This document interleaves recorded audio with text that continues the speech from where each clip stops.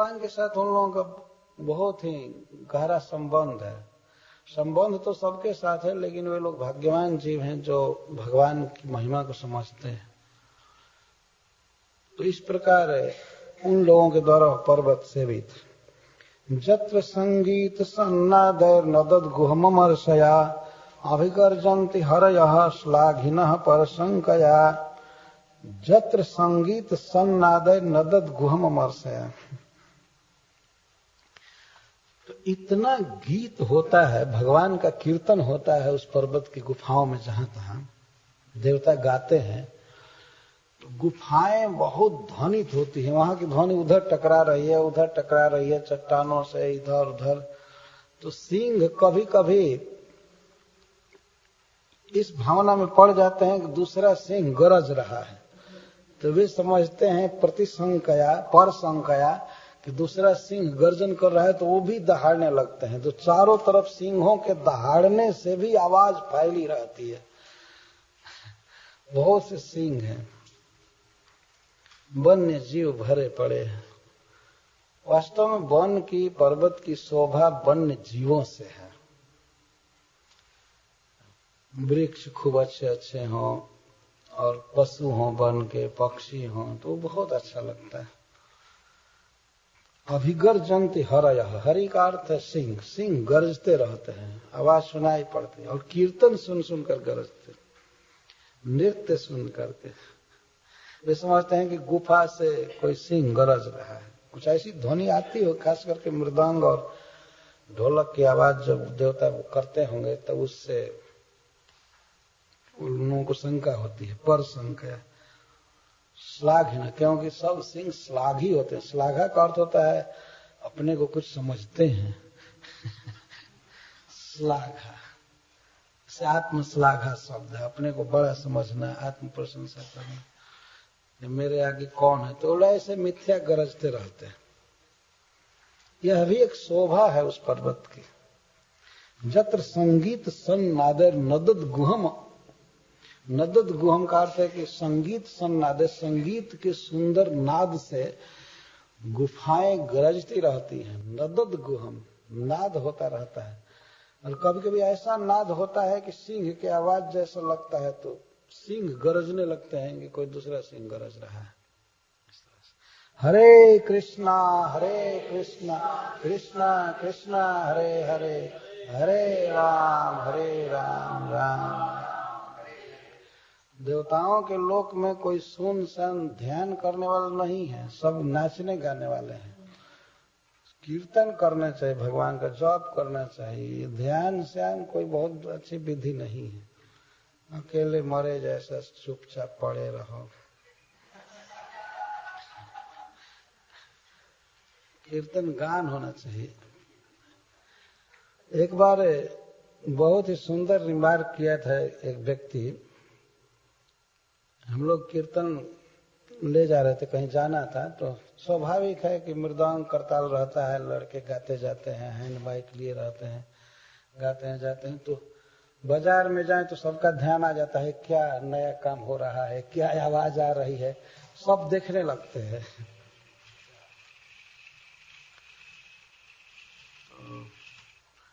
हम लोग जा रहे थे तो प्राय गांव के लोग सब जुट करके देखने लगते थे, काम धंधा छोड़कर क्या हो रहा है, आवाज हो रही है। तो एक व्यक्ति कहा, ओ आप लोगों का बहुत अच्छा टैक्टिस है, लोगों को इकट्ठा कर लेना है, इस कीर्तन इसमें बड़ा सहायक है। और नहीं, मान लीजिए कोई व्यक्ति भगवान का ध्यान करता हुआ जा रहा है, अकेले जा रहा है, उसके पास कौन आएगा, किसको प्रीच करेगा। भक्त तो निकलते हैं नगर कीर्तन में, इधर उधर लोग जुटते हैं तो कहते हैं बोलिए हरे कृष्ण बुलवाते। यही समीचीन मार्ग है, ये आवाज करने का मार्ग है, चुप रहने का नहीं। जत्र संगीत सन्नाद है, त्रिकुट पर्वत संगीत के सुंदर नाद से बहुत सुंदर लगता है। एक तो निर्झर गिरते हैं झरझर, और पक्षी गाते हैं, पशु बोलते हैं, सिंह गरजते हैं, सब जगह। सिंह गर्जन जो होता है, निताई गौर हरि बोल, ये इसको सिंह गर्जन कहते हैं। वैष्णव लोग तो खाते समय भी गर्जन करते रहते हैं। तो प्रेमे डाक चैतन्य निताय। डाक का अर्थ होता है उच्च स्वर से बोलना। प्रेम में खा खा करके और खूब डाक छोड़ना चाहिए। प्रेमी डाका चैतन्य निताय। इस तरह हुआ त्रिकूट पर्वत बहुत ही सुंदर नाद से, आवाज से युक्त है। संगीत, यहाँ संगीत का अर्थ है भगवान का भजन समझना चाहिए। जो यही है सम्यक गीत। भगवान के रूप गुण लीला आदि का गान किया जाए। खास भगवान के घर की ये बात है। क्षीर समुद्र में तो रहते ही हैं, श्वेत द्वीप में, और उसी क्षीर समुद्र में यह पर्वत था। तो वहां की ये लीला। नानारण्य पशु व्रात संकुल द्रोण्यलंकृत चित्र द्रुमसुरोद्यान कलकंठ विहंगमः। नाना आरण्य पशु व्रात संकुल द्रोणालंकृत। नाना प्रकार के आरण्य पशुओं से, जंगली पशुओं से उस पर्वत की द्रोणियां अलंकृत हैं। तो द्रोणी का अर्थ होता है पर्वत के ऊपर जो जैसे अवरोह होता है, सानु उसको संस्कृत में कहते हैं। शिखर से ढालू मैदान और कहीं कहीं चौड़ा मैदान है। तो वो सारे प्रदेश जंगल के पशुओं से भरे पड़े, और उन पशुओं से वह पर्वत बुरा नहीं लगता है। अलंकृत, अलम का अर्थ है शोभा, बहुत सुंदर लगता है। जंगल में जंगली पशु रहना चाहिए ना। जो जैसा स्थान होता है वहां पर उस तरह के जीव रहते हैं तो अच्छा लगता है। अब जहां आदमी रहते हैं वहां बाघ आकर के रहने लगे तो अच्छा नहीं लगेगा। लेकिन बाघ के रहने का जो स्थान है वहां रहे तो बहुत अच्छा लगता है। तो नाना आरण्य पशु, आरण्य पशु का अर्थ है अरण्य में रहने वाला पशु, अनेक प्रकार के पशु। और ऐसे से पर्वत की घाटियां सुशोभित रहती हैं। चित्र द्रुम सुरोद्यान कलकंठ विहंगम, अनेक प्रकार के वृक्षों से सुशोभित देवताओं के उद्यान हैं उस पर्वत पर। सुरोद्यान, सुर उद्यान, सब उद्यान देवताओं के द्वारा सुरक्षित हैं, लगाए जाते हैं, या प्रकृति के द्वारा अपने आप उत्पन्न होते रहते हैं। और उसमें कल्प वृक्ष लगे हुए हैं। कलकंठ विहंगम, और विहंगम पक्षियों से भरा हुआ वो पर्वत है। कैसे पक्षियों से? जिनका कंठ कल है, कल का अर्थ मधुर, कलकंठ, बहुत सुंदर कंठ जिनके हैं। कलकंठ विहंगम, ऐसे पक्षी उस पर्वत पर नहीं हैं जो मधुर नहीं बोलते। इधर हम देखते हैं बहुत वन है, वृक्ष है, लेकिन पक्षी नहीं है। अधिक जाड़ा पड़ने से शायद नहीं रहते, जो भी कारण हो, लेकिन वह पर्वत तो कलकंठ विहंगमों से भरा पड़ा है। बहुत सुंदर बोली लगती है, जैसे कोयल, मयूर इत्यादि। कौआ नहीं है उस पर्वत पर। ये सब ग्राम्य पक्षी कहे जाते हैं, गांव में रहते हैं, गंदा कूड़ा कचरा खाते रहते हैं। और जो लोग भगवान के लीला पर ग्रंथों को न पढ़ करके और ग्राम्य कथा पढ़ते रहते हैं, न्यूज़पेपर वगैरह केवल पढ़ते हैं, तो उनको भी बायस कहा गया, कौआ कहा गया। सवेरे सवेरे भागवत नहीं पढ़ेंगे, अखबार लेकर के कचरा ठूसने लगे तो वो भी बायस है। कलकंठ विहंगम कहा गया। सरित सरोभिरक्षोदय पुलिनैर्मणि बालु कहे। सरित सरोह भी, सरिताओं से, नदियों से और सरोवरों से वह पर्वत अलंकृत है। अलंकृत फिर यहां से लेना पड़ेगा, उसको वहां लगाना। सरित सरोभि अलंकृत, कथम भूत सरित सरोभि, कैसे ही सरिताएं, नदियां कैसी हैं, सरोवर कैसे हैं, तो अच्छोदय, जिनमें अच्छा उद है, उद का अर्थ जल, अच्छोद। ये दो अच्छा शब्द है हिंदी में, ये संस्कृत है। अच्छोद, अच्छा जल। अच्छा जल का अर्थ क्या है? बिल्कुल साफ और स्वादिष्ट, वास्तविक स्प्रिंग वाटर। केवल और बोतल में बंद करके पानी लोग नहीं रखते हैं। ये तो अभी हाल की बात है कि बोतलों में पानी बंद कर करके लोगों को दिया जाने लगा। उसी को पी करके ये सोचते हैं कि हम अमृत पी रहे हैं।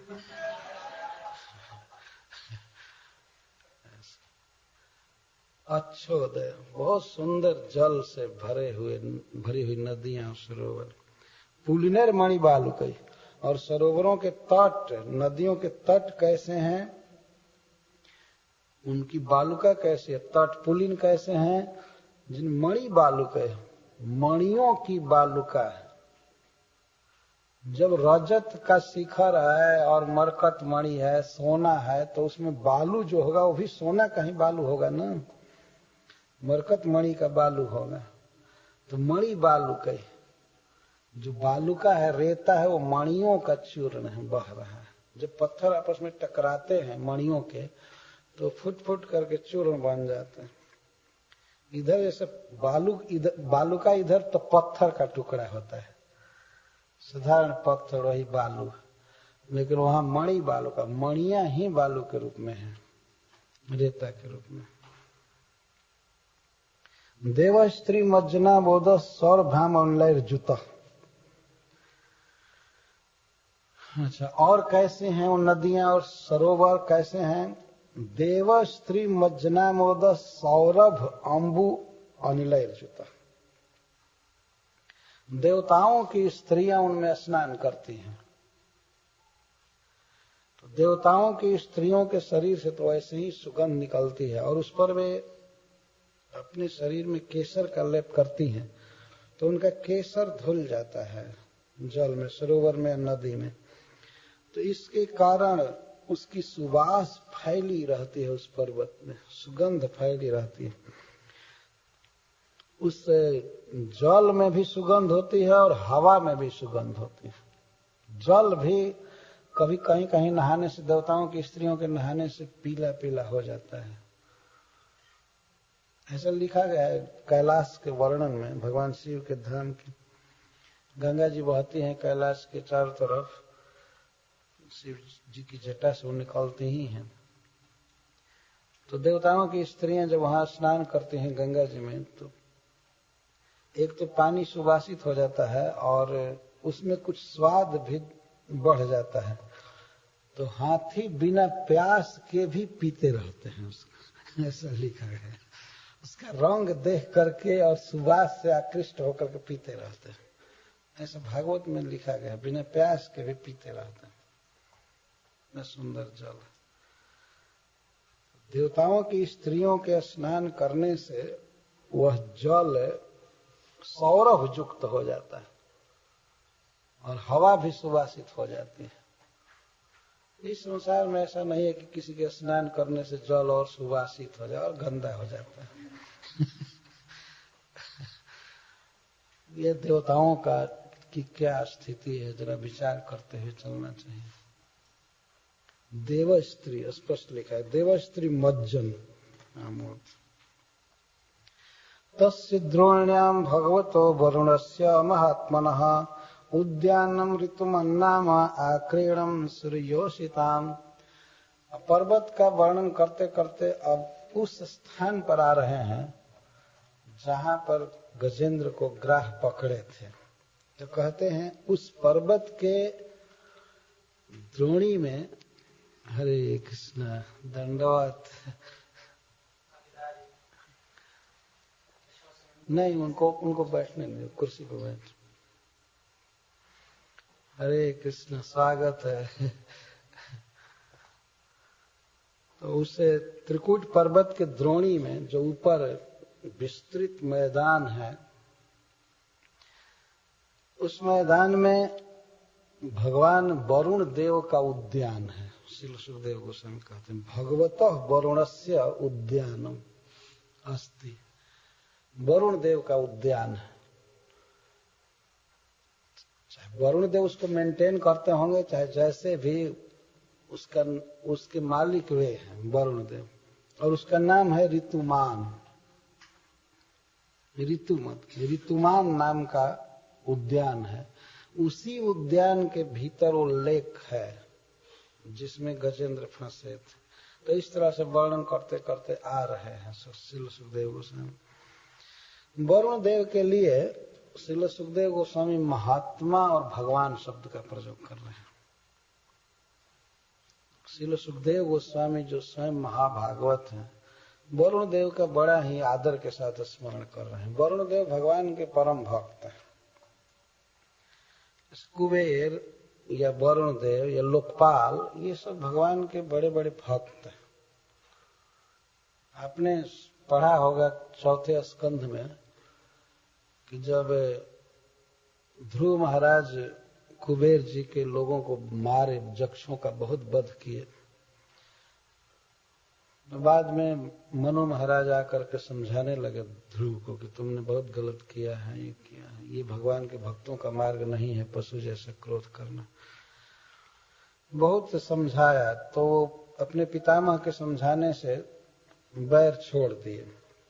जब वैर छोड़ दिए तब कुबेर जी प्रकट हुए उनके सामने, जिनके लोगों को इन्होंने मारा था बिना अपराध के, लेकिन भगवान का भक्त होने से कुबेर जी इन पर बहुत प्रसन्न हुए और पितामह के कहने से दुस्तेज वैर त्याग दिए, इसलिए कुबेर जी बहुत प्रसन्न हुए। और कुबेर जी ने कहा कि ध्रुव महाराज, मैंने सुना है कि आप भगवान के चरणों के पास पहुंचे हुए व्यक्ति हैं, पद्मनाभ के जुगल चरणों की छाया आपको मिली है, तो मैं आपको फिर क्या दे सकता हूँ? जो व्यक्ति भगवान के पास पहुंचा है, भगवान से पाया है, तो मैं क्या दे सकता हूँ? लेकिन फिर भी मेरी कामना है, आप कृष्ण के विष्णु के प्रिय हैं, इसलिए मेरी इच्छा है कि मैं आपको कुछ दूं। जो व्यक्ति हत्या किया है वरुण कुबेर अलकापुरी में जा करके कुबेर जी के यहाँ उनके आदमियों की, वह व्यक्ति इनको पुरस्कार देने के लिए तैयार है कि आप मांगिए। तो वहां पर वास्तव में कुबेर जी की महिमा व्यक्त होती है कि वे भक्ति की महिमा को जानते हैं। यही कहते हैं कि आप भगवान के चरणों में पहुंचे हुए व्यक्ति हैं, आप हमसे वर मांगिए। तो ध्रुव महाराज कुछ संकोच में पड़े और वे क्या मांगे? उन्होंने यही मांगा कि आप कृपा करके हमको ये आशीर्वाद दीजिए कि भगवत स्मृति कभी मेरी न जाए। मैं यहाँ जो वध किया, यह किया, भगवान की स्मृति नहीं रही, इस कारण से, इसलिए मैं आपसे वर मांगता हूँ कि आप हमको अखंड स्मृति दीजिए। तो एवमस्तु उन्होंने कहा कुबेर जी ने। तो इन सब प्रसंगों से ऐसा साफ झलकता है कि ये लोग महान वैष्णव हैं, भगवान के परम निकटतम भक्त हैं, लोकपालगण। तो वरुण देव के लिए श्रील सुखदेव गोस्वामी भगवान शब्द कह रहे हैं। यहाँ भगवान शब्द का अर्थ है जो भग से युक्त, और भग क्या है? जीव का कृष्ण के प्रति जो प्रेम है वही है जीव का ऐश्वर्य। तो भगवान शब्द का यहाँ अर्थ है भगवान का परम भक्त, यह अर्थ है भगवान। महात्मा, जिसका मन महान है, भगवान के रूप गुण लीला को पकड़ रहा है, वो है महान। जिसका मन भोगों में आसक्त होता है उसको महात्मा नहीं कहते। तो वरुण देव का उद्यान है जिसका नाम है ऋतुमान, और ऋतुमान उसका नाम इसलिए है कि उस उद्यान में समस्त ऋतुएं विद्यमान रहती हैं। 6 ऋतुएं एक साथ रहती हैं। 6 ऋतुओं में जो भी फूल फल चाहिए वो 12 महीने उसमें विद्यमान रहते हैं, इसलिए उसका नाम है ऋतुमान, ऋतु से युक्त। और आक्रीणम सूर्योषिताम, मुख्य रूप से उसमें विहार करने वाले कौन लोग हैं? तो देवताओं की स्त्रियां। सूर्योषिताम, सूर्योषिताओं का आक्रीड़ है। आक्रीड़ का अर्थ क्रीड़ा का क्षेत्र है वह। उस उद्यान के आसपास वन का वर्णन कर रहे हैं। पर्वत का वर्णन कर चुका, वन का वर्णन कर रहे हैं। जिस वन के बीच में सरोवर है तो पहले वन का वर्णन करते हैं। सर्वतोलंकृतम दिव्य नित्य पुष्प फलद्रुमहि। सर्वतः अलंकृतम, वह वन सब तरह से अलंकृत है दिव्य वृक्षों से, जिनमें नित्य ही पुष्प और फल रहते हैं। नित्य पुष्प फलद्रुमहि, ऐसे वृक्षों से वह सुशोभित है वन या सरोवर जिनमें 12 महीने फल और फूल लगे रहते हैं। मंदारहि पारिजातैश्च पाटलाशोक चंपकहि। तो पुनः पर्वत का वर्णन कर रहे हैं। आधे श्लोक में वन का वर्णन करके अब पर्वत का वर्णन करने के लिए वृक्षों का वर्णन कर रहे हैं। इस पर्वत में कैसे कैसे वृक्ष हैं, क्या क्या नाम हैं, उनके बता रहे हैं। मंदारहि पारिजातैश्च पाटलाशोक चंपकहि चूतहि प्रियालहि पनसहि राम्रय राम्रातकैरपि। मंदार एक कल्प वृक्ष है। पारिजात, मंदार, पारिजात, पाटल, अशोक और चंपा, ये सब पुष्प के वृक्ष हैं। एक लाइन में जो कहा गया, मंदार, पारिजात, पाटल, अशोक और चंपक, चंपा के वृक्ष, सब स्वर्गीय वृक्ष है। फल के वृक्ष बता रहे हैं। चूतहि प्रियालहि पनसहि, चूतहि का अर्थ है आमों से, आम की एक जाति है। पियालहि, पियाल चिरौंजी को कहते हैं। हमारे यहाँ इसका बहु नाम है पियाल कहते हैं। जिस फल से चिरौंजी निकाली जाती है उसको पियाल कहते हैं। पनसहि, पनस का अर्थ होता है कटहल, कटहल अर्थ होता है ना पनस। और ये जो कटहल है ऐसा नहीं कि 2-4 किलो के हैं, बड़े बड़े पर्वत शिखर के समान रहते हैं, बड़े बड़े भारी भारी फल। पनसहि, आम्रहि, आम, चूत और आम, ये आम की विविध जातियां हैं। आम्रहि, आम्रातकई और अमरात। अमरात भी इधर पृथ्वी पर प्रसिद्ध है, लेकिन छोटा छोटा फल होता है, आमरा कहते हैं। आमरा वो खट्टा फल होता है। अमरातकई रपि क्रमुकई, फल की जाती। नारिकेलश्च, नारिकेल, नारियल। खजूर है, बीज पूरक है, खजूर भरे पड़े हैं खजूर के वृक्ष। कांटे वाले खजूर नहीं, वो बहुत सुंदर। और बीज पूरक, बीज पूरक का अर्थ है अनार, दाड़िम। वो बीज ही बीज भरा रहता है, लेकिन बीज सब खाया जाता है, इसलिए बीज पूरक कहते हैं उसको। मधुकई, साल तालश्च तमालय रसनार्जुन। मधुक है, महुआ, मधुक, महुआ समझते हैं, मधुक। और साल तालश्च, और साल, ताल, तमाल, असन, अर्जुन, अरिष्ट, उडुम्बर। उडुम्बर होता है गुल्लड़ का पेड़ कहते हैं। प्लक्ष, पाकड़, बट, किंसुक, चंदन, पलाश और चंदन, पीचूमंद, कोविदार, सुरस, सुरदारू भी। इस तरह के बहुत से सुर वृक्ष हैं, देवताओं के वृक्ष हैं। द्राक्षा, अंगूर, ग्रेप्स, बहुत भारी भारी ग्रेप लगते हैं देवताओं के यहाँ। द्राक्षा, इक्षु, इक्षु का अर्थ गन्ने, बड़े बड़े। और रंभा, केला। जम्बू, जामुन, बिल्व, बदरी, बेरफल, बदर, यक्षा, भयामलय, बदरीक्ष और अभय और अमल। अभय कहते हैं हरितकी और अमलय, आमलय, आमलय, आंवला। हरितकी और आंवला ये दो स्वास्थ्य के लिए बहुत उपयोगी हैं। हरितकी समझते हैं, हरे, हरितकी और आंवला सब भरे पड़े। इधर तो ये कभी ऐसा वृक्ष नहीं दिखाई देता है, फल वाला वृक्ष नहीं दिखाई देता। तो भारतवर्ष में जिधर जाइए पर्वत में तो जरूर महुआ, हरितकी, आंवला देखने को मिलता है, केला।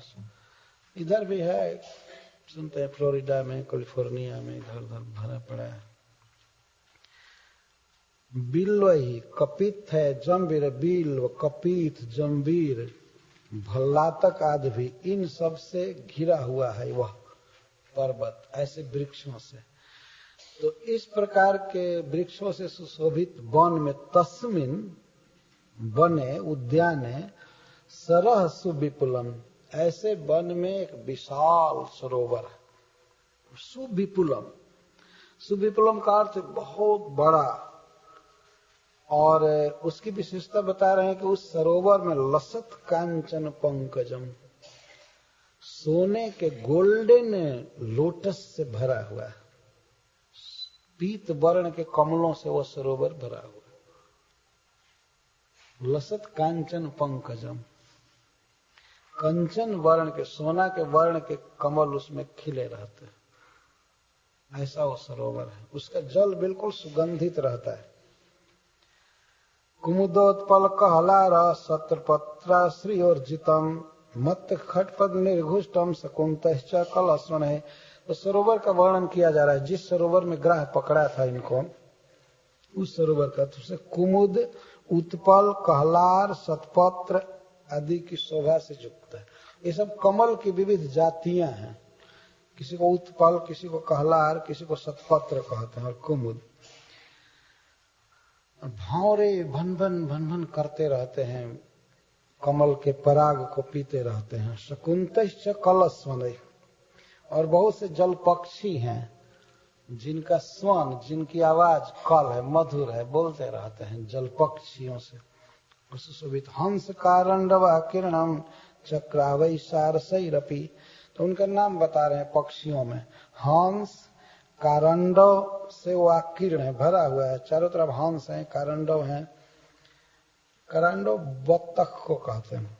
और चक्राव, चकवा पक्षी, सारस, जल कुकुट को यष्टि दात्यु कुलकुजितम, जल कुकुट, कोयष्टि, दात्यु का अर्थ चातक, इन सब के द्वारा वो सरोवर सुशोभित है चारों तरफ।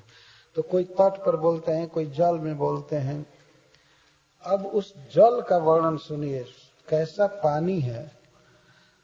मत्स्य कच्छप संचार चलत पद्मरज पयः, उस सरोवर में बहुत से कच्छप हैं, बहुत से मत्स्य हैं, वे चलते रहते हैं, उछलते रहते हैं, तो कमल हिलते रहते हैं।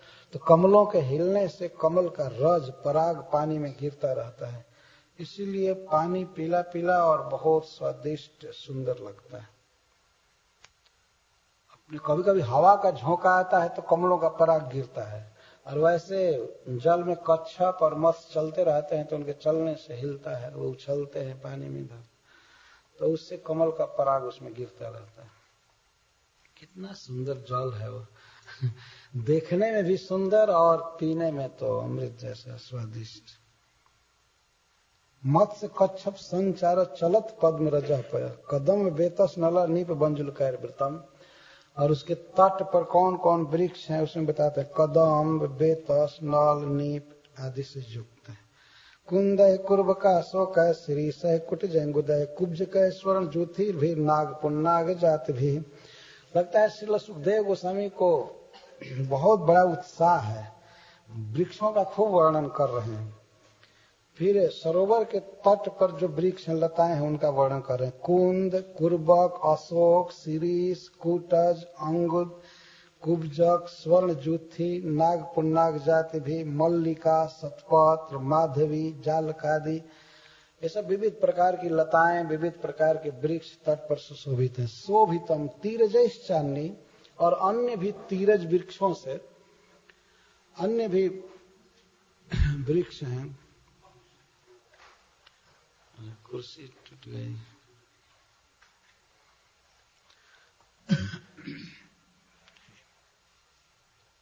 तो तीरजई अन्य वृक्ष है। तीरज का अर्थ तीर में जन्म लिए हुए, तट पर जन्म लिए हुए अन्य भी बहुत से वृक्ष हैं और उन वृक्षों से वह शोभित है सरोवर। नृत्यर्तु भी रलम द्रुमय, और समस्त ऋतुओं में सब प्रकार के फल फूल देने वाले वृक्षों से वह सरोवर सुशोभित है। यहाँ तक उपकरण का, साइट का वर्णन किया गया। अब उस प्रसिद्ध घटना का वर्णन करने जा रहे हैं, किस प्रकार से गजेंद्र को ग्राह पकड़ा। तत्रैकदा तद्गिरिकाननाश्रयः करेणुभिर्वारणजुत्थपश्चरन् सकण्टकं कीचक वेणुवेत्रवत् विशाल गुल्मं प्ररुजन् वनस्पतिम्। तत्र उसी पर्वत में एक गजेंद्र रहता था। इस सरोवर का वर्णन कर दिया। अभी सरोवर में पहुंचे नहीं है गजेंद्र, पहुंचेंगे, कैसे कैसे पहुंचे उसका वर्णन किया जाएगा। तो उस पर्वत पर एक गजेंद्र रहते, तद गिरि काननाश्रय, उस पर्वत के वन में जो आश्रय लिए थे गजेंद्र, गिरि काननाश्रय, गिरि के कानन में आश्रय लिए थे, रहते थे गजेंद्र।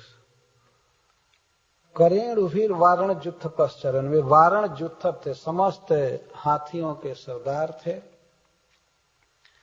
और अनेक हथिनियों के साथ उस पर्वत पर रहते थे। इस प्रकार का वो हाथी था। तो ये गजेंद्र मोक्ष की बात आ रही है तो पर्वत का वर्णन करके और सरोवर वन आदि का वर्णन करके अब गजेंद्र का वर्णन करते हैं। कैसे थे गजेंद्र? तो पहली विशेषता बता रहे हैं, तदगिरि काननाश्रय, उसी पर्वत पर वन में वे रहता था वहां थी। और कैसा था? वारण जुत्थप, हाथियों के जुत्थ का नायक, हाथियों के जुत्थ का पालन करने वाला। हाथी झुंड के झुंड रहते हैं, अकेले नहीं रहते हैं। सिंह अकेले रहता है, इन हाथियों का स्वभाव है, वह अकेले नहीं रहते हैं। हरिणों का भी स्वभाव होता है, वे अकेले नहीं रहते। वन के जीवों का भिन्न भिन्न स्वभाव होता है, कोई झुंड में रहते हैं, कोई अकेले रहते हैं। तो हाथी सदा साथ में रहते हैं। तो हाथियों में समस्त हाथियों का वो नायक था और जहां भी घूमता था तो हथिनियों के साथ घूमता था। ये हाथी का स्वभाव होता है। और हाथी एक नहीं बहुत सी स्त्री रखता है। ये भागवत में कई जगह इस बात का वर्णन किया गया है। करेणु भी, करेणु का अर्थ है हथिनी, अनेक हथिनियों के साथ घूमता रहता था और वन में कहीं भी वो घूमता था। सकंटकम कीचक वेणु वेत्रवत विशाल गुल्मम प्ररुजन वनस्पति, वन में घूमता रहता था। अनेक हाथी साथ में रहते थे, हरिणियां रहती थी। तो उस कंटक से युक्त विशाल वन में कहीं भी प्रवेश करके और कीचक, बेणु, बेत को तोड़ना, बड़े बड़े वृक्षों की शाखाओं को तोड़ देना, उखाड़ देना, उसके लिए सब खिलवाड़ था। तो हाथी की जो स्वाभाविक क्रियाएं होती हैं उसका वर्णन किया जा रहा है। प्ररुजन वनस्पति, बड़े बड़े वृक्षों को तोड़ देता था। कभी कभी हाथी खाता नहीं है, ऐसे भी उन्माद में तोड़ता जाता है। तो ऐसा ही हाथी आता है और बांसों को मरोड़ देना, तोड़ना इधर उधर। अब एक बहुत ही सुंदर गुण का वर्णन किया जा रहा है कि इसके गंध मात्र से बड़े बड़े हिंसक जीव जो वन में रहते थे वे सब दूर भाग जाते थे। जबकि सिंह हाथी को मार देता है, परंतु ये साधारण हाथी नहीं था। इसके भय से कई कोस दूर सिंह भाग जाते थे। पता लगता था कि गजेंद्र उस क्षेत्र में है तो वो तो दूर भाग जाते थे। इतना बलवान वह गजराज। जदगंध मात्राद हरयो गजेंद्रा व्याघ्रादयो ब्याल मृगा खड्गा। जदगंध मात्राद कि गजेंद्र इस क्षेत्र में है, उसकी गंध मात्र से, गंध का अर्थ सुगंध या पता भी होता है। जैसे आदमी कहता है उसका कुछ गंध नहीं मिल रहा है तो उसका पता नहीं लग रहा है, तो गंध का अर्थ पता होता है। पता लग जाता था कि इस क्षेत्र में है तो वो लोग ठीक भाग जाते थे दूसरे क्षेत्र। कौन कौन? हरय सिंह, बाघ, बड़े बड़े सर्प, खड्ग, गैंडे, महोरग, बड़े बड़े नाग, भयाद्रवंती, गौर कृष्ण और सरभ और चमरी, ऐसे बड़े बलवान जीव होते हैं, लेकिन सब भाग जाते थे। और छोटे छोटे जीव बहुत सुख से चरते थे। तो इन लोगों को गजेंद्र निर्भय कर दिए थे। गजेंद्र निर्भय कर दिए थे, इसका अर्थ यह है कि जब बाघ, सिंह आदि दूर भाग जाते थे तो और दूसरे लोग आनंद से चलते थे, जैसे सस, खरगोश इत्यादि। इसमें वर्णन किया जाए। ब्रिका, बराहा, महिषर्क्ष, शल्यास, गोपुच्छ, साला, ब्रिक, मर्कटाश्च, अन्यत्र क्षुद्रा, हरिणा, ससादय, चरंत भीता जदनुग्रहण। और छोटे छोटे जीव आनंद से रहते थे। अब इनको कोई भय नहीं रहता था। जदनुग्रहण, गजराज के, गजेंद्र के अनुग्रह से सब सुखी थे। कौन कौन? ब्रिक, बराह, भैंस, रीछ, भालू, शल्य, गोपुच्छ, साला और भेड़िए, ब्रिक, मरकट, बानर सब निर्भय थे। और सस्य आदि, खरगोश आदि, ये चरंती अभीता, बिना भय के घूम रहे थे। जब से गजेंद्र हुए तब से छोटे छोटे जीव सब सुखी हो गए, इनको कोई भय नहीं रहता था। गजेंद्र के कृपा से वे सब सुख से वहां रहते थे। तो इस तरह से एक जनरल स्वभाव का वर्णन किया गया। एक बार की बात कह रहे हैं। सघर्म तप्तः करिभिः करेणुभिः वृतो मदच्युत कर भैरनुद्रुतः गिरिं गरिम्णा परितः प्रकम्पयन् निषेव्यमाणो लिकुलैर्मदासनैः। एक बार वह गजेंद्र घाम से तप्त हो गया, बहुत घाम लग रहा था। घर्म तप्त, घर्म का दो अर्थ होता है। घर्म का अर्थ पसीना भी होता है, लेकिन पसीना कैसे निकलता है? धूप लगने से, ये हवा न बह रही हो। तो एक बार की ऐसी घटना हुई कि गजेंद्र ऐसे जगह वन में गए जहां पर पर्वत के चट्टानों से टकराकर सूरज की किरणें चारों तरफ से आ रही थी। वन में कभी कभी ऐसा दृश्य, ऐसी स्थिति होती है, लेकिन वन के जीव नहीं समझ पाते हैं। आपने देखा होगा वो शीशा जो सूरज की किरणों को केंद्रित करता है और कपड़े में आग लग जाती है, रुई में आग लग जाती है, केवल थोड़े दूर में पड़े हुए किरण को वो इकट्ठा कर देता है, एक जगह कर देता है, इसलिए आग लग जाती है। तो पर्वत में भी कभी कभी ऐसी विशाल विशाल चट्टानें होती हैं चारों तरफ से, और सूरज की किरणें टकरा कर एक जगह आती है। तो गजेंद्र पर वो आने लगी कुछ दूर तक, तो वो व्याकुल हो गया, बिल्कुल सब घर्म तपता, बिल्कुल धूप से, आतप से बिल्कुल व्याकुल हो गया। तो वो हाथी तो व्याकुल हो ही गया, उसके साथ उसकी पत्नियां हरणियां व्याकुल हो गई, और भी जो गजेंद्र लोग थे उसके साथ वे भी सब व्याकुल हो गए। और कर भय, छोटे छोटे हाथियों के जो बच्चे थे वे भी सब व्याकुल हो गए। एक तो प्यास लग गए, दूसरे घाम लग रही थी, व्याकुल हो गए। अब वो लोग इधर उधर भागने लगे पानी की खोज में। हाथी का स्वभाव है जब घाम से तप्त होता है तो शीतल जल में डुबकी मारना चाहता है, अवगाहन करता है तो सुखी हो जाता है। तो जल की खोज करने के लिए वैसे घूमने लगे। ऐसे उसका पता था उस सरोवर का उन लोगों को पहले से, परंतु इस समय कुछ दूर पड़ गए थे। तो उस पर्वत को अपने भारीपना से, अपनी गरिमा से कपाता हुआ वो चल रहा था इधर उधर तेज गति से। निषेव्यमाणोलिकुलर मदासन, उसके गाल से मद चू रहा था हाथी के। बहुत सुगंधित जल निकलता है हाथी के गाल से। उस पर भंवरे बैठते हैं, उन भंवरों को अपने कान से वो हटाता रहता है, हटाता रहता। तो मदासन, मद का आसन, भोजन करने वाले भंवरे चलते थे साथ में। सरो नीलम पंकज रेण रोषितम जिघ्रन विदुरान मद विवलेक्षण। इस तरह जल की खोज में था, सब लोग व्याकुल थे। तो थोड़ा ऊंचा करके सूंढ है और सूंघने लगा तो एक ओर से बहुत ही सुंदर हवा आ रही थी, और हवा बता रही थी कि उधर जल है, कमल खिला हुआ है। कमल की सुगंध को लेकर के वायु आ रही थी। तो कमल तो पानी में ही खिलता है। तो जल का उद्देश्य हो गया कि इस तरफ वो सरोवर है, उसमें चलना चाहिए। जिघ्रन विदुरात, विदूर से ही, दूर से ही वो सूंघ रहा था। हाथी वो सूंढ से सूंघता है, ऊंचा उठा करके सूंघा और इसके बाद सबके साथ चला सरोवर के तरफ। और तो जिघ्रन विदुरान सरो नीलम पंकजरेण उरुषितम जिघ्रन विदुरान मद विविलेक्षण। सरह अनिलम, अनिल का अर्थ है वायु।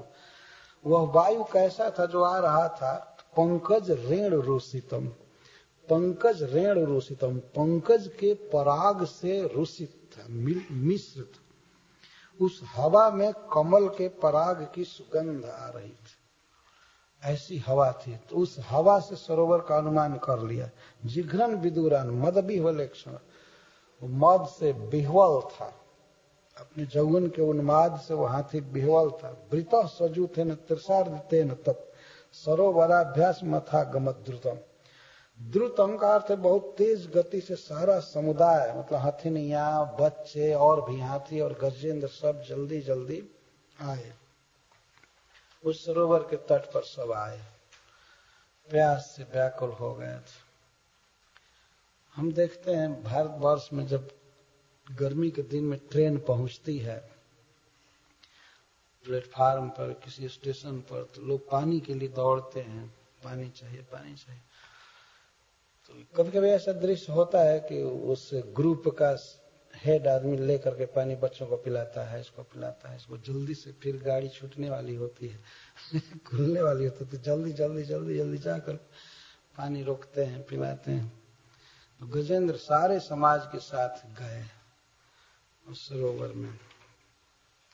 विगाह्य तस्मिन् अमृतांबु निर्मलम हेमारविंदोत्पल रेणुरोषितम।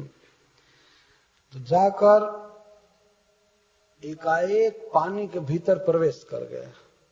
शरीर जल रहा था, इसलिए वहां से विगाह्य, विगाह्य तस्मिन् अमृतांबु, उस अमृत जल में, अमृत जैसे उस जल में जाकर के और अवगाहन करने लगा, स्नान किया। पहले अपनी जलन बुझा लिया। निर्मलम अम्बु, और कैसा अम्बु था? हेमार बिंदोत्पल रेणुरोषितम। हेमार बिंद, कमल यानी सोने जैसे कमल के पराग से वो रूषित था जल। तो उसको, उस निर्मल जल को पहले पपौ, पिया। हाथी 2 बार पीता है, इसको द्वीप कहते हैं। ऐसे जल उठाता है अपने सूंड से और मुख में डालता है। डायरेक्ट मुख से वो नहीं पीता है पीने क्रिया से सूंड से उठाता है और लेकर के पीता है। भगवान ने ये दिया है सबको बुद्धि और टेक्नोलॉजी। डायरेक्ट पीने में तो खर पात सब चला जाएगा, खर तृण सब चला जाएगा मुंह से। उसको छान करके लेता है पानी को और से डालता है। तो पिया खूब, और पी करके अपने पुष्कर से, अपने सूंड से पानी ले करके और सावर बना बनाकर शरीर पर छिड़कने लगा। बहुत काफी जल एक बार में उठाता है हाथी, और जहां था अपने शरीर पर स्नान करना है। बस उसको वो जो सूंड है उसको हस्त कहते हैं। हाथी का हस्त होता है, इसीलिए उसको हस्ती कहते हैं। हस्ती का अर्थ है हाथ वाला, और उसको हम लोग हाथी हाथी कहते हैं। वास्तविक शब्द है हस्ती, जिसको हस्त हो वो है हस्ती। तो हम लोग तो हस्त को हाथ कहते हैं, तो इसीलिए हाथी को भी हाथी कहते हैं, हस्ती को भी हाथी कहते हैं। तो हाथी का अर्थ है हाथ वाला। तो वो सूंड उसके हाथ है, 4 पैर अलग हैं और वो हाथ एक भगवान ने दिया है जिससे वो सब तोड़ता है, खाता है, पीता है। वो स्नान करने लगा। निष्पुष्करो धृतम आत्मान मद्भि स्नपेन गतम, सीकर बना करके, जल की बिंदुएं बना करके शावर लिया, स्नान किया, तृप्त हो गए। और दूसरे जो हथिनियां थी और बच्चे थे वे नहीं प्रवेश कर रहे थे, वे डर रहे थे। उनको अनुभव है कि जहां तहां घड़ियाल रहते हैं, मगर रहते हैं, पकड़ लेंगे। तो ये लोग चुपचाप बच्चे खड़े थे। और ये परिवार के हेड साहब स्नान पहले कर लिए, स्नान कर लिए, पानी पी करके फिर शीतल करने लगा, पी लिए, तब अब सूंड में जल ले लेकर के बच्चों को पिलाने लगे और बुलाए, आओ आओ इधर आओ, इधर आओ। तो वो लोग भी पानी में आ गए। तो लोग अपने से नहा सकते थे, जैसे स्वयं नहा सकता है वे भी नहा सकते थे, स्नान कर सकते थे, हथनियां भी कर सकती थी। लेकिन ये बहुत आसक्त व्यक्ति थे परिवार में। और बच्चों को पानी पिलाना, सूंड में ले लेकर के स्त्रियों को स्नान कराना और सब करना, बहुत देर हो गई इस कार्य में। अगर स्वयं पानी पी करके निकल गया होता तो ये विपत्ति नहीं आई होती। अब वो बहुत देर कर रहा था। इसलिए श्रील सुखदेव गोस्वामी गृही शब्द दिए हैं, जैसे गृही, जैसे गृह वाला। गृहस्थी में आसक्त व्यक्ति जैसे अपने बच्चों के और पत्नी की सेवा में लगा रहता है, वैसे वो लगा हुआ था। और बच्चों को और पत्नी को स्नान कराने में, पानी पिलाने में उसको कष्ट हो रहा है, उस कष्ट को कष्ट नहीं मानता। उसको सीकर बना करके और बच्चों को, स्त्रियों को पिला रहा था। वो हजारों हजार थे, इसलिए एक एक को पिलाने में और स्नान कराने में मान लीजिए 5 मिनट भी लगे, तब भी कितना लग जाएगा। सबको थोड़ा थोड़ा पानी देता होगा और फिर बाद में देंगे। इस तरह पेट भरने में, पूरा स्नान कराने में बहुत समय लग गया। तो सुखदेव गोस्वामी कहते हैं जथा गृही, जैसे गृहस्थ, गृह में आसक्त, कुटुंबी। तो भगवान की माया से मोहित था और इस कष्ट को कष्ट नहीं समझ रहा था।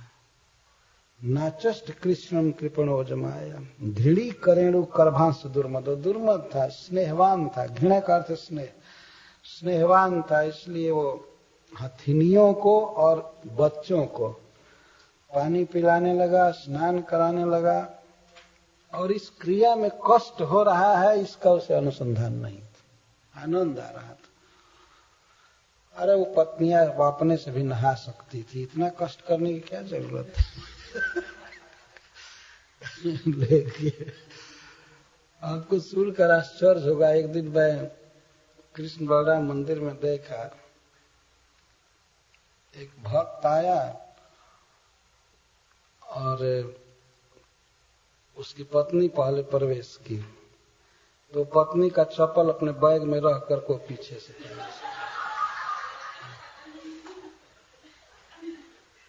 ऐसी सेवा। और उसने देखा भी नहीं, वो जानती थी कि पीछे पीछे नौकर आ रहा है, उसको करेगा तो करना ही है, सर्वेंट चल रहा है।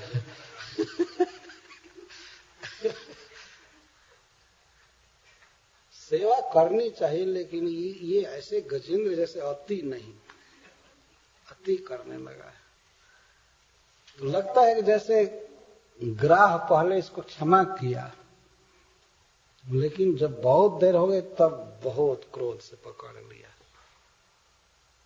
ऐसा लिखा गया है कि रूसा, क्रोध से पकड़ लिया। तो कभी कभी ऐसे कथा सौंदर्य के लिए बात कही जाती है कि पी करके निकल गया होता है तो नहीं पकड़ में आता है, लेकिन वो तो पकड़ में आना था किसी तरह से। तो कभी कभी महात्मा लोग इसके द्वारा शिक्षा देते हैं कि इसी तरह आदमी अपने परिवार के पालन पोषण में लगा हुआ है, तब तक काल पकड़ लेता है, भीषण रोग पकड़ लेता है। अब वो दूसरे का पालन क्या करेगा बेचारा, अब स्वयं ग्राह के पकड़ में आ गया। ऐसी घटना सत्य है, कोई प्रतीक बैठाने की जरूरत नहीं है, लेकिन फिर भी जब कथा कहने वाला व्यक्ति गृही शब्द यहाँ प्रयोग कर रहा है, तो जथा गृही, जैसे गृह में पुत्र परिवार में आसक्त व्यक्ति परिवार की सेवा करता है, लेकिन कितना मेहनत कर रहा है सवेरे से शाम तक, इस कष्ट को कष्ट नहीं समझता है, बल्कि उसे आनंद आता है। इसी तरह से और भी जैसे गृही पकड़ में आ जाता है, जथा गृही से अब सब जगह लेना पड़ेगा, और जगह भी जैसे गृही व्यक्ति घर में आसक्त रहता है, पकड़ लेता है काल उसका, तब यहाँ ले जाओ, वहां ले जाओ, यहाँ ले जाओ, लेकिन एक पकड़ अंतिम है, तो अब यहाँ वहां ले जाने से बच नहीं सकता। इस तरह से जथा गृही कह करके मनुष्यों को शिक्षा दी जा रही है। नहीं तो श्री सुखदेव गोस्वामी को यह कहने की क्या जरूरत है। गृह वाला व्यक्ति, गृह का अर्थ न गृहम गृहमित्या और गृहिणी गृह उच्यते, गृही का अर्थ है स्त्री वाला व्यक्ति, क्योंकि गृह शब्द का अर्थ है स्त्री। संस्कृत में कहा गया न गृहम गृहमित्या, गृह को गृह नहीं कहते, ये घर घर नहीं है, असल घर है स्त्री। गृह कहते, अच्छा गृह को गृह क्यों कहते हैं और गृहिणी को गृहिणी क्यों कहते हैं? गृह शब्द का अर्थ होता है पकड़ने वाली वस्तु, तो वास्तव में घर पकड़ा हुआ है। आप कहीं भी दिन भर रहिए, लेकिन शाम को गृह पकड़ लेता है, उसमें आ जाते हैं, इसलिए उसको गृह कहते हैं। हम उसके ग्रहण में हैं, कहीं भी रहेंगे, घूम घाम कर शाम को आ जाते हैं। चाहे कहीं घूमने जाते हैं 1 महीने 2 दिन 4 दिन के बाद कहा तो चलो चलो चलो चलो घर चलो, तो ये पकड़ करके रखा है। और उसमें भी महाचुंबक की तरह गृहिणी पकड़ करके रखी, इसीलिए न गृहम गृहमित और गृहिणी गृह उचित। इतना प्रेम कर रहा है अपनी पत्नियों से कि उनको स्नान कराना, बच्चों को तो स्नान कराना वो तो उचित था, बच्चे अपने से नहीं कर सकते हैं स्नान, डरते भी थे गहरे पानी में जाने में, तो उनके लिए तो ठीक था। लेकिन अब करेणु स्त्रियों को भी स्नान कराना, पानी पिलाना, चूंकि स्वयं पी सकती हैं, लेकिन उनको ले लेकर के गिलास मुंह में लगाना कि पी लो, एक करो सब तो इस तरह से समय बेकार बिताना। तो गजेंद्र इस प्रकार कर रहे थे, लगे हुए थे सेवा में, उनको ग्राह पकड़ लिया। तो हम लोग कुछ देर के बाद फिर बैठेंगे, 15 मिनट के बाद। हरे कृष्ण।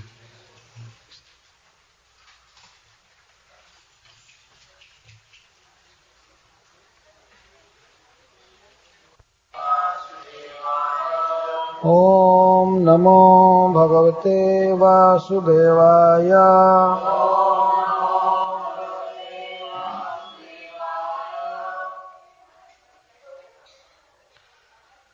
तम तत्र कश्चिन्नृपदैव चोदितो ग्राहो बलीयांश्चरणे रुषा गृहीत जदृशैवं व्यसनं गतो गजो जथा बलम सोति बलो विचक्रमे। तो इस प्रकार गजेंद्र अपने परिवार को पानी पिला रहे थे, स्नान करा रहे थे। उसी समय एक बलवान ग्राह उनके चरण को पकड़ लिया। बलियान ग्राह रुषा चरणे अग्रहित। कैसे पकड़ लिए, क्यों पकड़ लिए? दैव चोदिता, यह ईश्वर की व्यवस्था थी या प्रोविडेंस की व्यवस्था थी। प्रभुपाद जी कहते हैं by the arrangement of providence O king a strong crocodile was angry at the elephant and attacked the elephant's leg in the water.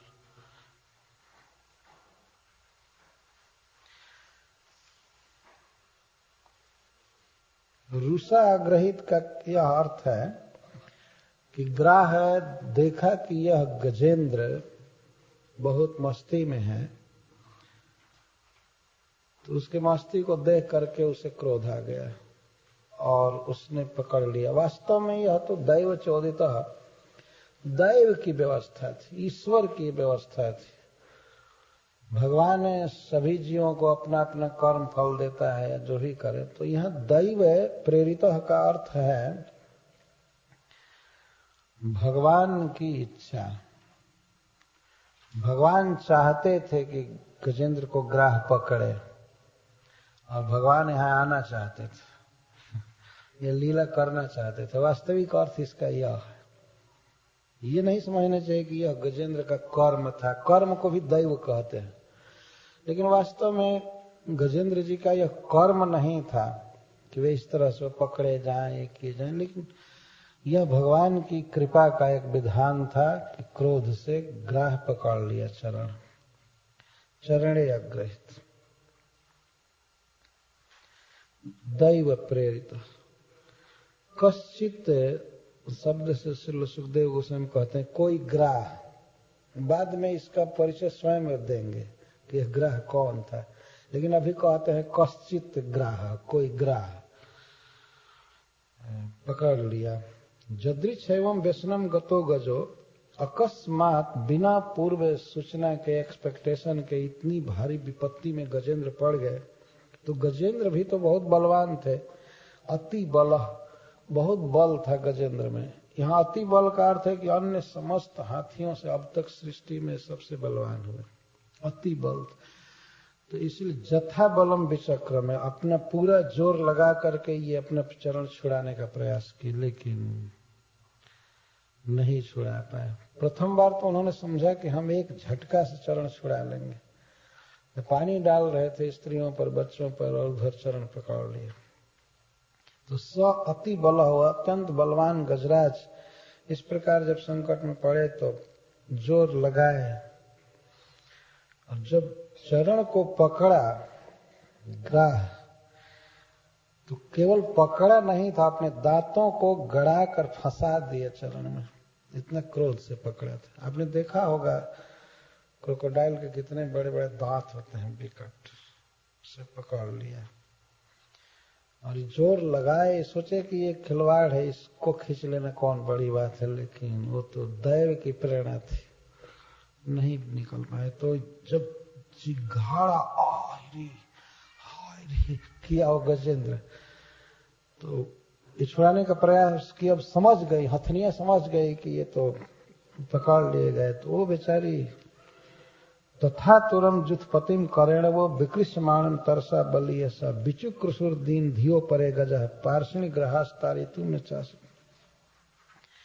Gajendra को इस विपत्ति में लगे हुए देख करके, फंसे हुए देख करके दूसरे हाथी थे, वे अपनी सूंड को इनके दूसरे चरण में या सूंड में लगा लगा करके चेन जैसा और खींचने लगे। बहुत से हाथी मिल करके खींचने लगे, लेकिन नहीं निकले। तब हथनियां बेचारी, वो तो उनका शरीर कमजोर होता है, वो तो निकाल नहीं सकती थी, वो केवल चित्कार करने लगी, रोने लगी, जो हाथी की भाषा होती है, आ करके, हा करके तट पर रोने लगे। बिचु क्रुसु, उच्च स्वर से ध्वनि करने लगे, जैसे मनुष्य हाहाकार करते हैं वैसे पशु पक्षी भी हाहाकार करते हैं विपत्ति में। तो सब बिचु क्रुसु हाहाकार करने लगे। दिन धिया अपरे गजा, बहुत से गज थे, खींच रहे थे। पार्षणी ग्रहा, पार्षणी का अर्थ होता है हाथ। तो हाथी के गजराज के सूंड में सूंड मिला करके, और उसको दूसरा खींच रहा था, दूसरे को तीसरा खींच रहा था, अथवा दो चार एक साथ खींच रहे थे, फिर उनको वो खींच रहे थे। लेकिन गजेंद्र का अपना बल तो काम आया नहीं, अन्य सारे हाथी थे वे आकर्षित कर कर के हार गए। जब वो ग्राह झोंका देता था तो हजारों हाथी जल में डूबने लगते थे, इतना बलवान था।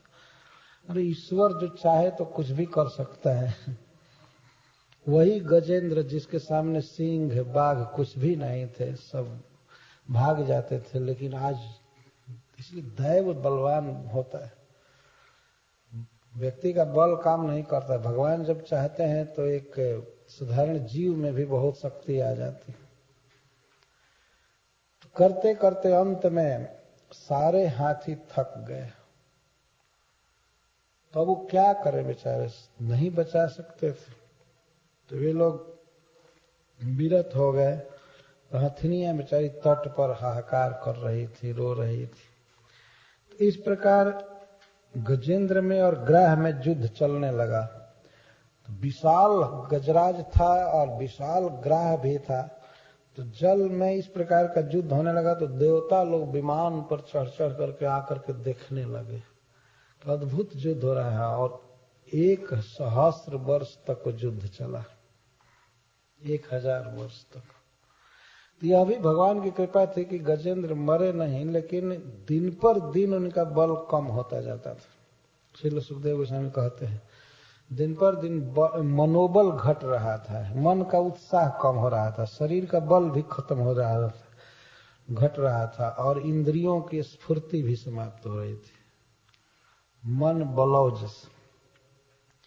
और ग्राह का उल्टा सब हो रहा था, उसका बढ़ रहा था। सकलम ग्रह ऐसे आगे वो कहते हैं। तो नियुज्यत्वर एवं इभेंद्र नक्र, इभेंद्र और नक्र दोनों लड़ रहे थे। तो समा सहस्रम 1000 वर्ष बीत गया।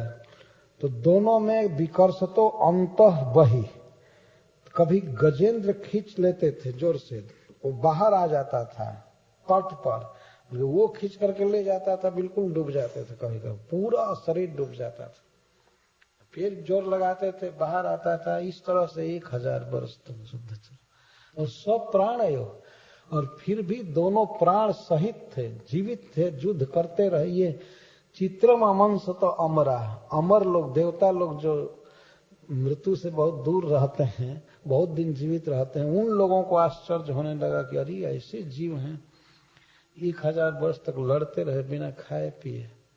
ग्राह भी नहीं खा रहा था, लेकिन ग्राह के लिए वो अपना वो घर था, स्वदेश था, वो अपने घर में था, और हाथी के लिए वो परदेश था, दूसरा स्थान था। तो इनका बल घटता गया और उसका बल बढ़ता गया। बढ़ता गया का अर्थ यह नहीं समझना चाहिए कि वास्तव में बढ़ता गया। हाथी का बल घटता जा रहा है तो इसलिए उसका बढ़ता जा रहा है, ये अपने आप समझ लेना चाहिए। इधर घट रहा है तो उसका बल ज्यों का त्यों है तो बढ़ता हुआ माना जाएगा। सब विपरीत हो गया। आगे वाले श्लोक में कहते हैं, ततो गजेंद्र से मनोबलौजसा काले न दीर्घेण महान अभुद्व्यय। काले न दीर्घेण, बहुत काल बीत गया, 1000 बहुत काल होता है, इसलिए गजेंद्र का महान मनोबल, महान शरीर बल, महान इंद्रिय बल भी व्यय हो गया, व्यय सब खत्म हो गया।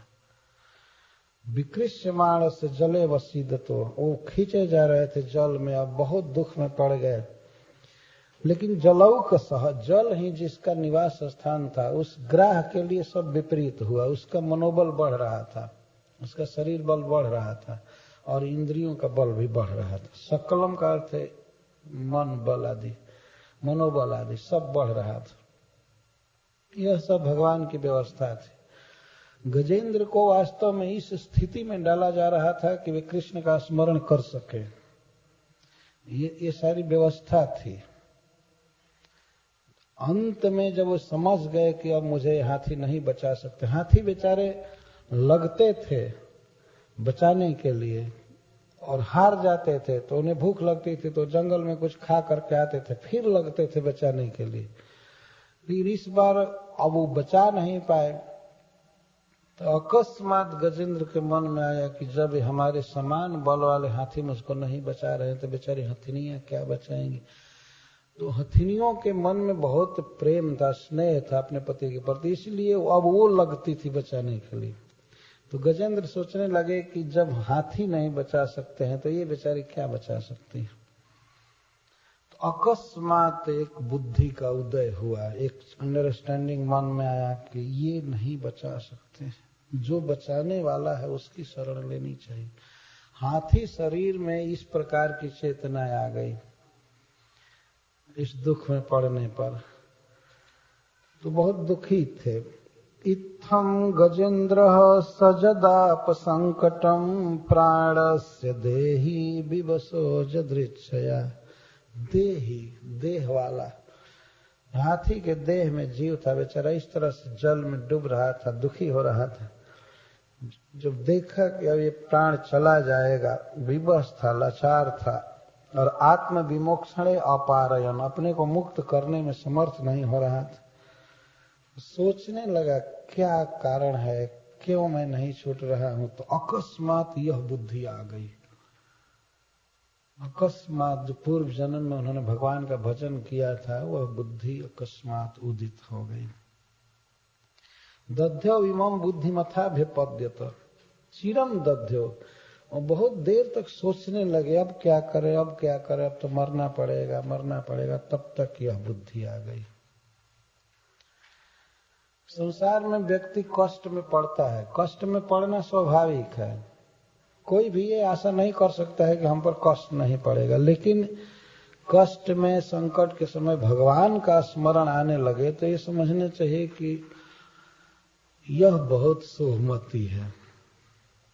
होता क्या है कि मनुष्य अपने स्वजनों पर भरोसा करता है, या और भी सरकार पर, राजा पर, डॉक्टर पर, इस पर उस पर बहुत भरोसा रहता है, ये हमें बचा लेंगे, ये कृपा करेंगे, ये करेंगे। लेकिन जब यह बात हो कि कृष्ण के अलावा मुझे कोई नहीं बचा सकता है, कृष्ण ही हमारी शरण है, तो इस प्रकार की बुद्धि बहुत ही दुर्लभ है, बहुत उत्तम बुद्धि है, और भगवान अवश्य रिस्पॉन्स देते हैं।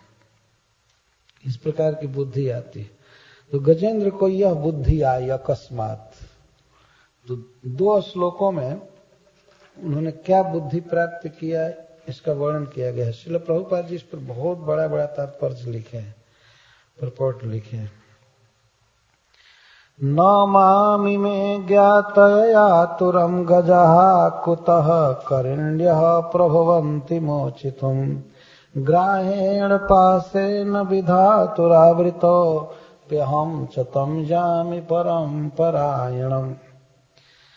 मेरे ज्ञाति, मेरे परिवार के लोग, ये हाथी मुझे नहीं बचा पा रहे हैं, तो फिर हथिनियां कैसे बचाएंगी, ये सोचने लगे।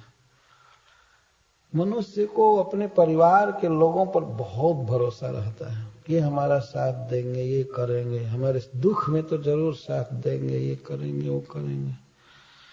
लेकिन इस प्रकार की भावना होना, यह एक दूषित चेतना का लक्षण है वास्तव। महारानी कुंती अपनी प्रार्थना में भगवान से कहती हैं कि के वयम नाम रूपाभ्याम जदुभी सह पांडवा। भगवान ने कह दिया कुंती जी से कि हे बुआ जी, आप क्यों इतनी दीनता से बोल रही हैं, आपके पुत्र इतने बलवान हैं, आपके नैहर के जादव लोग इतने बलवान हैं, आप क्यों मुझ पर ही इतना आश्रित हो रही हैं, क्यों रोकना चाहती हैं हस्तिनापुर।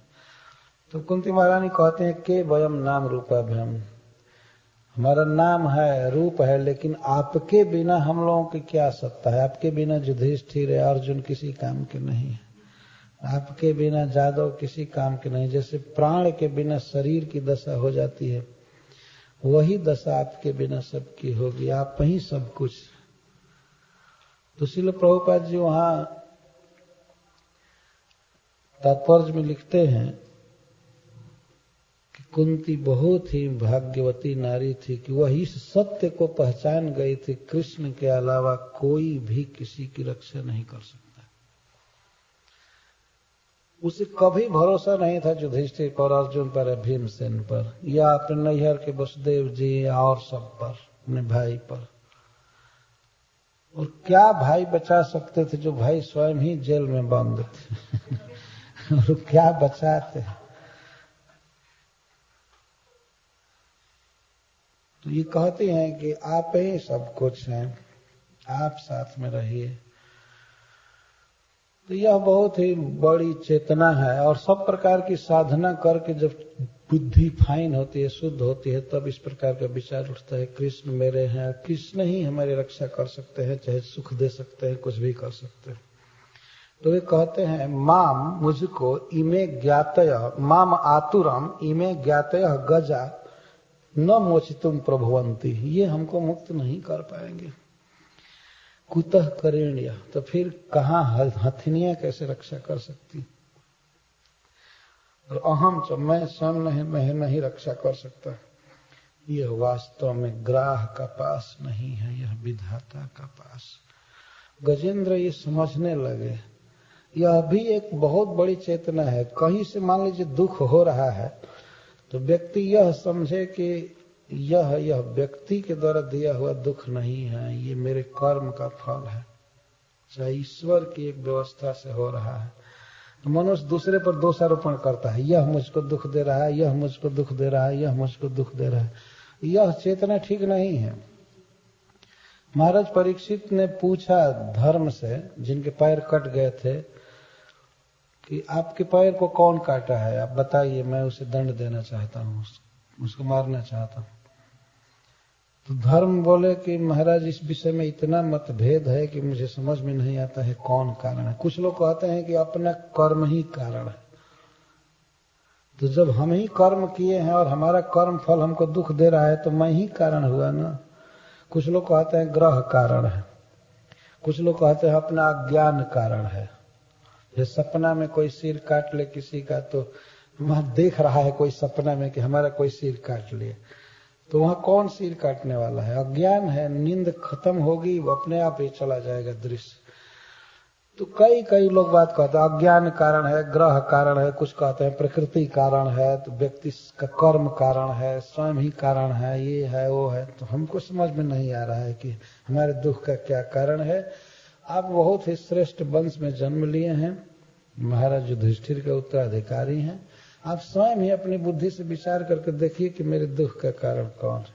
तो महाराज परीक्षित समझ गए, हो धर्मम ब्रवीषि धर्मज्ञ, आप धर्मराज हैं, आप धर्म हैं, क्योंकि आप धर्म की बात कर रहे हैं। इसीलिए दुख देने वाले का नाम आप नहीं बता रहे हैं कि पाप करने वाले को जो दुर्गति मिलती है वह उसको प्रचार करने वाले को भी वही गति होती है।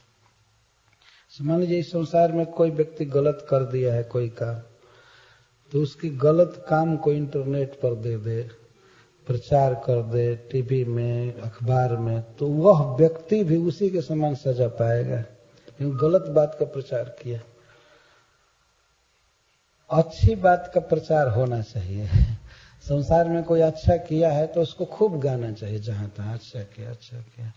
बुरा किया है तो उसको नहीं प्रचार करना चाहिए, नहीं गाना चाहिए। नहीं तो बुरा जो किया है उसको जो दंड मिलेगा वही निंदक को भी, प्रचारक को भी वही मिल जाएगा। तो इस प्रकार से वास्तव में महाराज परीक्षित भी कहते हैं कुछ पता नहीं चलता है कौन किसको दुख दे रहा है, क्या कारण है। अपना ही कर्म बन करा रहा है कि ईश्वर की व्यवस्था है कि प्रकृति दे रही है, क्या बात है।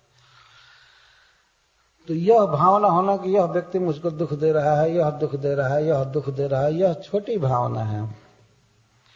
इससे उदार भावना है कि हमें दुख मिल रहा है, हमारे कर्म का फल है, ईश्वर दे रहा है।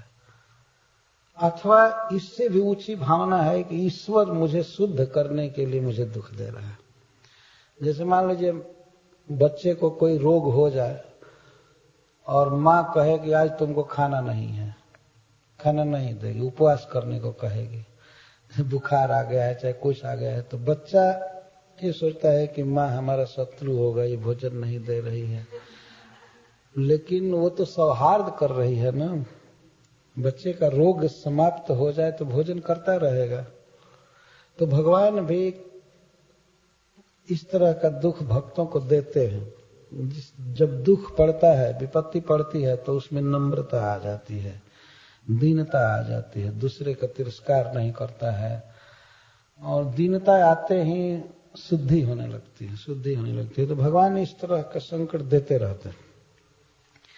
गजेंद्र इस बात को समझ गए और इस निर्णय पर आ गए कि कोई नहीं बचा सकता है, ये सब व्यर्थ प्रयास है। मैं अब उन परम प्रभु की शरण ले रहा हूं जो ब्रह्मा आदि के भी शरण हैं। ब्रह्मा शिव आदि भी जिनकी शरण में रहते हैं उनके शरण में रहूंगा। परायणम का अर्थ है पराणाम आयणम, आश्रयम। जो परों के साधारण जीवों की बात छोड़ दीजिए, जो देवताओं के भी आश्रय हैं, देवता भी जिनकी शरण में रहते हैं, उन प्रभु की शरण में ले रहा। और एक पैर पकड़ा है ग्राह और मन में आ गया कि अब मैं प्रार्थना करूंगा भगवान की, हरे कृष्णा कृष्णा कृष्णा हरे हरे, हरे राम राम राम।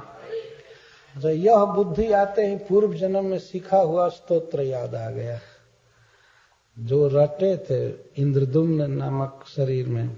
बहुत भजन किए थे भगवान। हम लोग आगे प्रकरण में आएगा, सुनेंगे कि वे घर छोड़कर, राजा थे लेकिन राज्य का त्याग करके कुलाचल में मलय पर्वत में जाकर के भजन करते थे।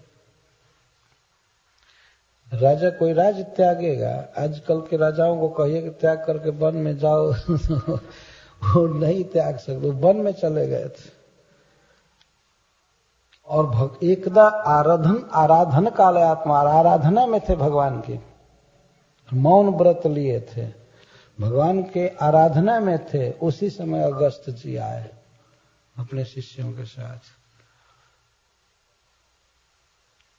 तब यह भावना थी कि मैं भगवान की भक्ति में लगा हूं, साधु महात्मा तो आते ही जाते रहेंगे, अब हम पूजा करें कि अब इनकी भगत करें, इनका स्वागत करें। तो विचार तो बहुत उत्तम था, भगवान के भक्ति में निष्ठा थी, लेकिन सर्वज्ञ अगस्त जी जान गए कि यदि राजा को इस प्रकार से भजन का अभिमान रहेगा तो भगवान के धाम में जाने में इसको बहुत विलंब हो जाएगा, अन्य अपराध बनने लगेंगे। इसलिए उन्होंने कृपा करके शाप दे दिया।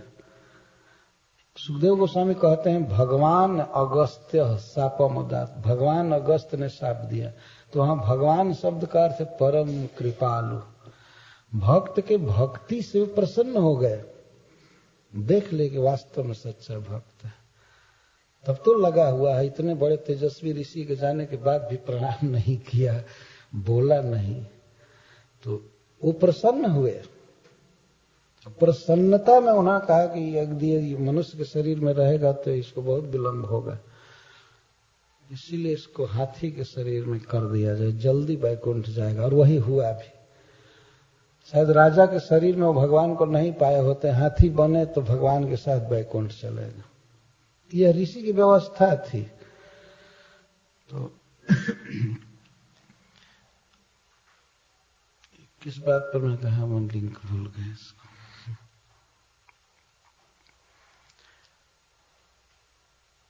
इस प्रकार हाँ, भगवान की वो इंद्रदुम्न शरीर में इन्होंने भजन किया था, सच्चा भजन किया था। हाँ, ये बात मैं बता रहा था कि राजा होते हुए भी राज्य का सुख छोड़ करके जाकर वन में भगवान का भजन कर रहे थे। तो इनके भक्ति से प्रसन्न होकर अगस्त जी ने इनको शाप दिया था। उनको पर्सनल अपमान के कारण कोई दुख नहीं हुआ था। ये सब टीकाओं में बात लिखी गई है और मूल श्लोक भी बता रहा है। नहीं तो क्रोधी व्यक्ति को, मान लीजिए कोई क्रोध में किसी को गाली दिया, शाप दिया, तो उसको भगवान कहा जाएगा? सुखदेव गोस्वामी सभा में कह रहे हैं भगवान अगस्त्य। भगवान का अर्थ है जितेंद्रिय, क्रोधहीन, कृपालु। इंद्रदुम्न महाराज का हित करने के लिए उन्होंने शाप दिया।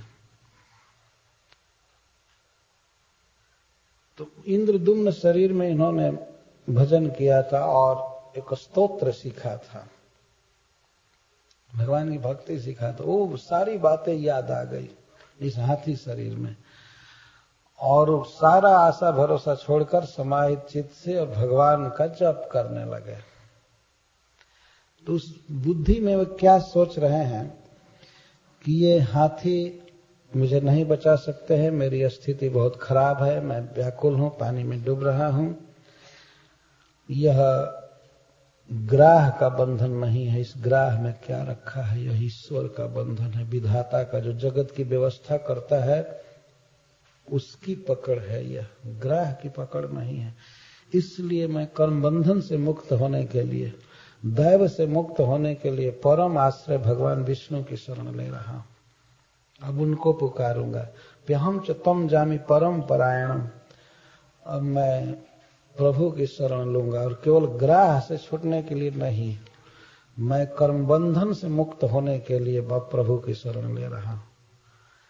उन्होंने प्रार्थना में कहा है कि जिजी विषय न हम या मुया कि मंत्र बहिश्चावृत ये विजोन्य। मैं इस हाथी शरीर में नहीं जीना चाहता हूं, मैं केवल ग्राह से नहीं मुक्त होना चाहता हूं, मैं अब चाहता हूं भगवान का पार्षद होना, मैं इस जगत में नहीं रहना चाहता। अपनी प्रार्थना में उन्होंने कहा है, इसीलिए वो किसी देवता को नहीं बुलाए। ग्राह से मुक्त तो कोई भी देवता कर सकता था। इंद्र आते अपना वज्र मार देते ग्राह पर, वो मर जाता है, छूट जाते। चाहे भगवान शिव त्रिशूल लेकर आते मार देते। ब्रह्मा जी भी मुक्त कर सकते थे, कोई भी देवता मुक्त कर सकता था। लेकिन गजेंद्र ने अपनी प्रार्थना में साफ कहा है, वो प्रार्थना आएगी कि ब्रह्मा आदि जिनके एक अंश के अंश हैं, वे प्रभु हमारी रक्षा करें। तब तो इंद्र को बुला नहीं रहे थे, ब्रह्मा को बुला नहीं रहे थे। श्रील विश्वनाथ चक्रवर्ती ठाकुर लिखे हैं कि जब ये कह रहे थे कि जस ब्रह्मादयो देवा वेदा लोकाश्चराचरा, जिनके एक फल्गु कला से, जिनके एक तुच्छ कला से ब्रह्मा आदि जन्म लिए हैं, वे प्रभु हमारी रक्षा करें। तो सब देवता इंद्र आदि सोचते हैं, ओ हम तो सोचते थे कि इसको बचा दें, लेकिन अब मरेगा, भगवान इतना जल्दी थोड़े आएंगे। अरे हम लोग तो निकट हैं, हम लोगों को बुलाता है तो हम बचा देते हैं, कि भगवान इतने जल्दी नहीं आते हैं, और अभी मरना है, इसको लगता है कि मरेगा। तो चलते थे रक्षा करने के लिए, लेकिन गजेंद्र कहते थे नहीं, प्रभु हमारी रक्षा करे, प्रभु रक्षा करे, भगवान रक्षा करे। तो चक्रवर्ती पाजी लिखते हैं कि वो लोग कहते थे तब मरोगे, क्योंकि भगवान इतना जल्दी द्रवित नहीं होते। ऐसे भगवान देर से द्रवित होते हैं, लेकिन द्रवित होने के बाद फिर क्रोध नहीं करते। दूसरे देवता तो तुरंत ठंडा होते हैं, गर्म भी तुरंत हो जाते हैं, लेकिन भगवान जो एक बार कृपा करते हैं तो फिर क्रोध नहीं करते। भगवान का अद्भुत स्वभाव, थोड़ा देर करते हैं, ये तो बात जरूर है। लेकिन गजेंद्र की प्रार्थना में भगवान ने देर नहीं किया, क्योंकि गजेंद्र की हालत बहुत खराब हो रही थी, थोड़ा भी देर नहीं किया। यहां तक कि गरुण देव को छोड़ करके भगवान कूद पड़े। ये सोचे कि गरुण भी मंद गति है, चल नहीं रहा, जबकि गरुण देव मन के वेग से चल रहे थे भगवान को लेकर के। परंतु भगवान के मन में ऐसा आया कि अरे मैं जल्दी नहीं करता हूं तो मेरा भक्त मर जाएगा। तो भगवान की वह तीव्रता, वह त्वरा एक स्मरण का विषय है। भगवान कितना जल्दी आकर के और बचाए, तुरंत जाकर हाथी को खींचे अपने हाथ से और खींच करके ले गए तट पर। तो ग्राह भी चरण पकड़े पकड़े चला गया। फिर चक्र से उसके मुख का उत्पाटन किए, फाड़े और बचाए। और जहां दांत लगा था वहां भगवान अपने अमृत वर्षी हाथों से टच कर रहे हैं, घाव ठीक हो जाए। और छूते ही ठीक हो गए, छूते ही। हाथी का शरीर ठीक नहीं हुआ, हाथी का शरीर ही चतुर्भुज पार्षद रूप में हो गया। ऐसे मरा हुआ हाथी का शव वहां नहीं था। यदि मान लीजिए मरा हुआ हाथी वहां पड़ा ही रह जाता तो भगवान रक्षा क्या किए? एक तो प्रश्न होता ना। लोग देखते विशाल लाश पड़ी हुई है हाथी की, और वो मान लीजिए चतुर्भुज रूप से भगवान का पार्षद बनकर भगवान के धाम में चला गया। लेकिन लोग क्या कहता, देवता लोग क्या कहते? भगवान ने नहीं बचाया, आखिर मर गया वो। लोग तो यही कहेगा ना। इसीलिए भगवान के छूते ही हाथी का शरीर चतुर्भुज पार्षद रूप में हो गया। और गरुड़ पर बैठकर भगवान के साथ गजेंद्र गए वैकुंठ। ये कथा है आगे आएगी। तो भगवान की एक अद्भुत कृपा प्रकट हुई है इस प्रसंग में, इसीलिए यह प्रसंग बहुत प्रिय है भक्तों। जिनको बुलाया गया, भगवान को बुलाया गया, वे आ गए। गजेंद्र कहते हैं परम परायणम, जो ब्रह्मा आदि के भी आश्रय हैं, ऐसे प्रभु की शरण में ले रहा हूं।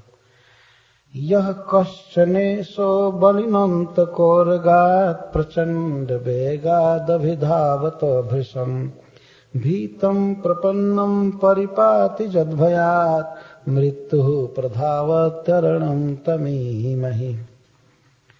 इस संसार में मृत्यु एक विशाल अजगर की तरह है। काल सर्प कहते भी हैं। काल जो है, मृत्यु जो है, सर्प की तरह है और सब इसका वेग बहुत प्रचंड है। अभिधावत, और सब जगह पहुंच है इस सर्प की। कौन ऐसा देश है, कौन ऐसा स्थल है, कौन ऐसा काल है, समय है जिसमें व्यक्ति मरता नहीं है। मृत्यु सर्वत्र है। और मृत्यु को अजगर से, सांप से उपमा दी जाती है, इसलिए कि जैसे सांप को आपने देखा होगा, किसी जीव को पकड़ता है तो धीरे धीरे खाता है। तो काल भी मनुष्य को या किसी जीव को धीरे धीरे खाता है। वो समझता है कि नहीं, मैं मर नहीं रहा हूं, लेकिन काल के गाल में है। अब मान लीजिए किसी की उम्र 50 वर्ष की हो गई है, तो आधा तो पकड़, आधा धड़ तो मुंह में चला गया अजगर के। और यह बात है कि जब आधा शरीर उसके मुख में चला जाता है तो आधे को बहुत जो जल्दी जल्दी वो निगल जाता है। टूट रही कुर्सी।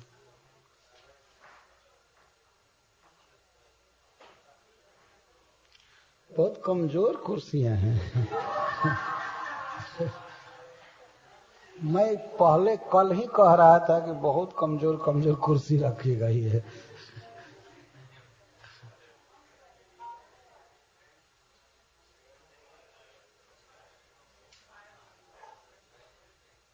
अच्छा, तो काल की उपमा हमेशा सर्प से दी गई। कालाहीना ग्रस्तम कालाहीना जगत, काल से ग्रस्त, काल रूपी सर्प से ग्रस्त, सबको ग्रस्त रहा है। जन्म लेता है बच्चा, आदमी सोचता है बढ़ रहा है, लेकिन तो काल के पंजे में है, काल के मुख में है। एक दिन पूरा पूरा अदृश्य हो जाता है शरीर, सब कुछ। तो यह काल अभिधावत विषम, अभिधावत, चारों तरफ दौड़ रहा है। इसका अर्थ है कि कोई स्थान नहीं है जहां मृत्यु की पकड़ न हो।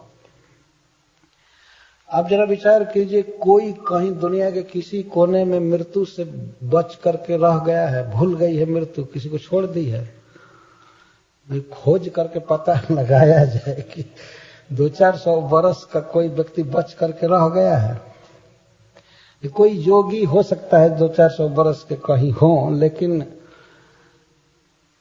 ऐसे जनरली देखा जाए तो कोई बच करके नहीं है। चाहे वो अमेरिका हो, चाहे भारत हो, कहीं हो, कोने कोने में सबको खोज कर मार रहे हैं। तो अभिधावता इसको कहते, सब जगह दौड़ रहा है काल, सब जगह। देवलोक में भी देवता लोग मरते हैं, बहुत काल तक जीवित रहते हैं, इसलिए उनको अमर कहा जाता है। लेकिन तत्वतः वे भी अमर नहीं है, वे भी मर हैं। मनुष्यों की तुलना में उनको कह दिया जाता है अमर। तो उन्हें भी अपना पद छोड़ना पड़ता है, गिरना पड़ता है। तेतम भुक्त्वा स्वर्गलोकम विशालम क्षीणे पुण्य मर्तलोकम विशंति, को गिरना पड़ता है। तो मृत्यु की सर्वत्र पहुंच है और प्रचंड वेगात, इसका वेग बहुत है। ऐसे मृत्यु से भयभीत होकर के जो लोग प्रभु की शरण लेते हैं, तो प्रभु उनको बचा देते हैं, अपना धाम देते हैं, अपना पार्षद बना लेते हैं।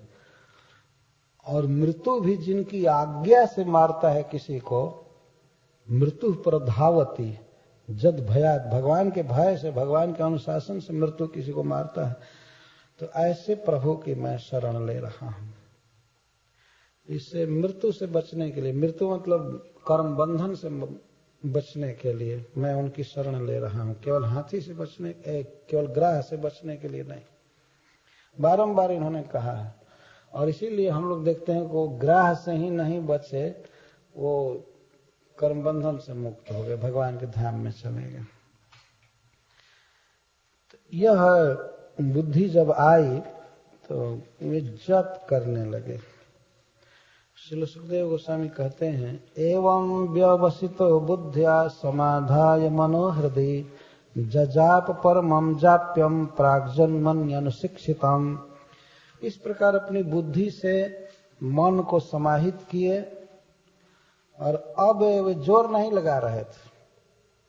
लगता है ऐसे जैसे कि जब ही बुद्धि गजेंद्र को आई तभी ग्राह भी चुपचाप पकड़े हुए रह गया, वो भी नहीं खींच रहा होगा, लगता है ऐसा। अथवा वो खींच रहा होगा फिर भी इनकी प्रार्थना चल रही होगी, हरे कृष्णा कृष्णा कृष्णा हरे हरे, हरे राम राम राम। तो प्राग जन्मनि अनुशिक्षितम, पूर्व जन्म में जिन्होंने अनुशिक्षितम बारंबार अभ्यास किया था जिस स्तोत्र का, उसका जप करने लगे। परमम जाप्यम इसको कहा गया। जाप्य का अर्थ होता है जपने योग्य। तो जपने योग्य दो चीज होता है, या तो एक छोटा सा मंत्र हो अथवा भगवान के गुणों को प्रकाशित करने वाला बहुत बड़ा स्तोत्र हो, गीत हो, इसको जाप्य कहते हैं। हम लोग बहुत मंदिरों में बहुत से गीत गाते हैं, वो जाप्य है प्रतिदिन। तो ज्यादा देर तक बोलते रहते हैं तो इसीलिए महामंत्र को कहते हैं जाप्य है, ये जप करने योग्य है। जप का अर्थ होता है एक ही बात को बार बार बोलना। जब एक ही बात की हम बार बार आवृत्ति करते हैं तो उसको जप कहा जाता है। से हमारे यहाँ लोग भोजपुरी में कभी कभी कहते हैं का जपले वाला, क्या जप रहे हो, ये कहीं मान क्या जप रहे। तो एक ही बात की आवृत्ति जब करते हैं तो उसको जप कहते हैं। तो भगवान के गुणों का वर्णन बहुत से पदों में किया गया है, जैसे श्री नरोत्तम दास ठाकुर, भक्ति विनोद ठाकुर आदि गीत लिखे हैं, उसको पढ़ना या महामंत्र का जप करना। बहुत से स्तोत्र हैं, वैदिक सूत्र हैं, जैसे ब्रह्म संहिता है, तो इसको जाप्य कहते हैं। जिस जप में भगवान के गुण प्रकाशित हो उसको परम जाप्य कहा गया, श्रेष्ठ जप, उसी की आवृत्ति करनी चाहिए। तो एक प्रश्न होगा कि कैसे गजेंद्र जपने लगे, कहाँ पढ़ लिए हाथी शरीर में, तो उसी का उत्तर दे रहे, प्राग जन्मनि, पूर्व जन्मनि अनुशिक्षितम। प्राग का अर्थ पूर्व, पूर्व जन्म में सीखे थे।